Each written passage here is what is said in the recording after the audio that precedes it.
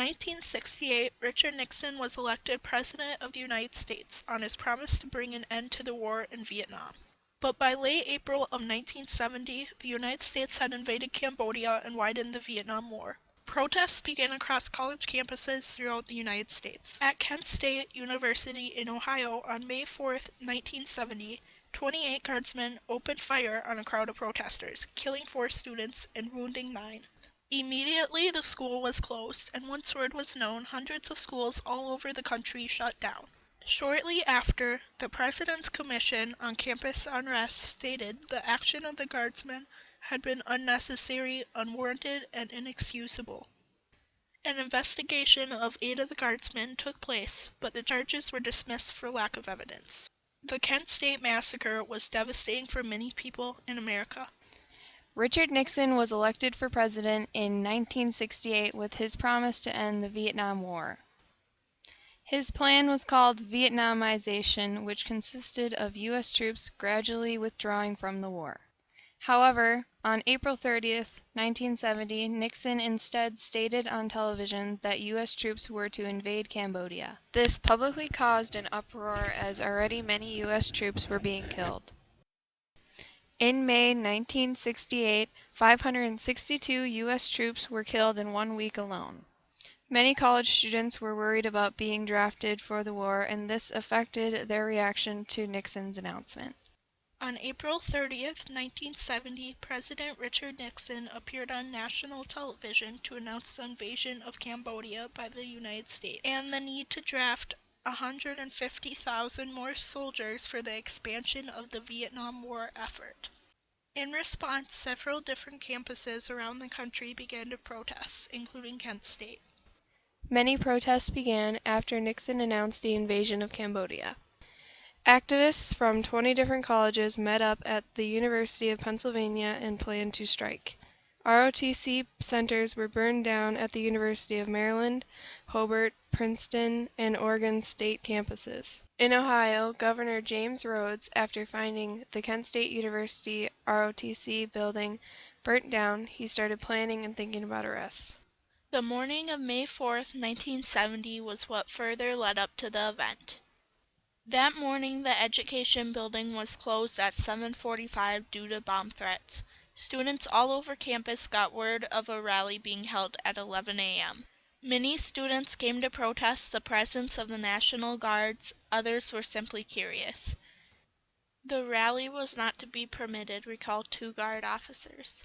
General Canterbury reached the Commons between 11:30 and 11:40 a.m.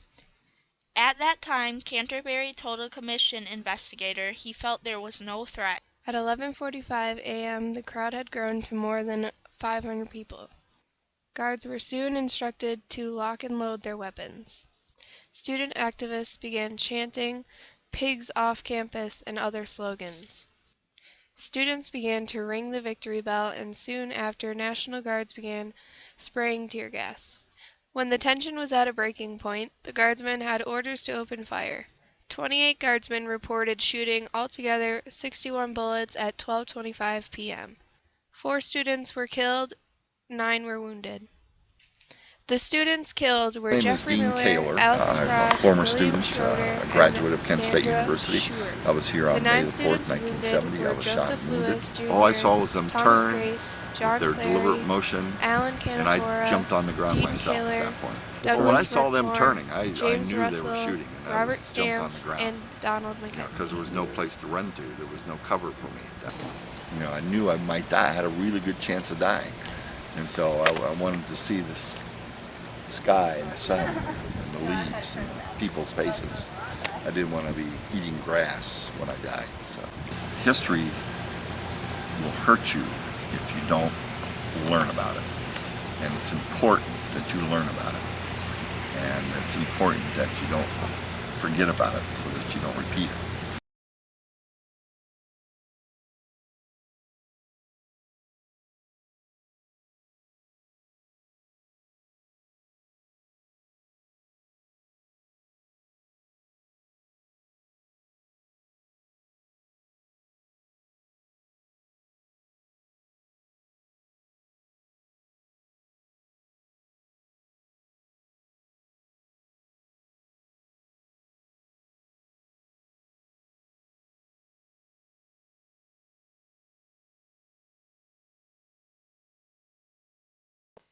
Students across the campus began protesting.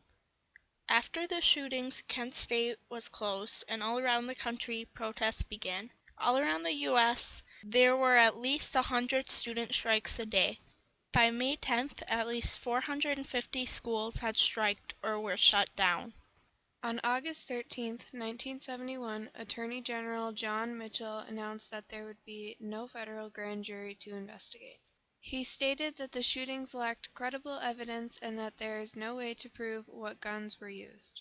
President Nixon sent him a memo through John Ehrlichman that said the president has decided that no such grand jury would be sought. Many still hoped for there to be a reopening of the case, as many agree with the statement by the President's Commission of the Campus Unrest that stated that the action of the guardsmen had been unnecessary, unwarranted, and inexcusable. The shootings at Kent State University were very violent. Both protesters and non-protesters ran frantically away from the array of firing bullets. Many stopped to help the injured as bullets still flew over their heads.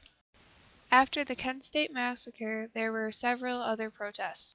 At Jackson State University on May 14, 1970, only 10 days after the Kent State Massacre, 2 students were killed when police force opened fire on a group of protesters who were also protesting the invasion of Cambodia. 12 other students were injured.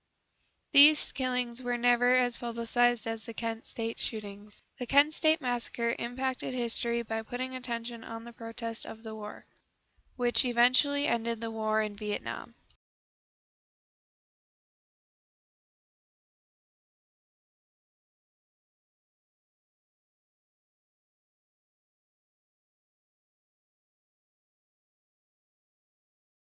I think there are several. I think probably the 2 most important, it represents the tragedy for American society and microcosm of the Vietnam War. The agony of Mary Vecchio screaming over Jeffrey Miller's body certainly illustrates the tragedy of the Vietnam experience and our involvement in the war. Secondly, it encourages to have a national and international debate about force. In American society, people have a right to protest and demonstrate. And this was taken away with powerful force by the state. As terrible as Virginia Tech was and the tragedy at Southern Illinois University in Carbondale, these were madmen. What Kent State was the state representatives firing into a crowd of unarmed students. And so we in a society and a democracy have to continue to debate the amount of force that is used against us when we are trying to make a statement. The right of This was the first generation to question their government and not blindly follow it. Kent State was the first protest to really call attention to the United States government. Suddenly, Nixon was sending National Guardsmen out to kill students who disagree. All in all, the long-term impact of the Kent State shootings were that it ended the Vietnam War, it stopped forcing college students to be drafted into the Vietnam War, it led people to question their government, and many other protests started after. Following the shootings, the White House blamed the killings on the students themselves. Nixon's press secretary, Ron Ziegler, speaking on behalf of a president whose hands were dripping with the blood of the Vietnamese people, said that the deaths were a warning that when dissent turns to violence, it invited tragedy.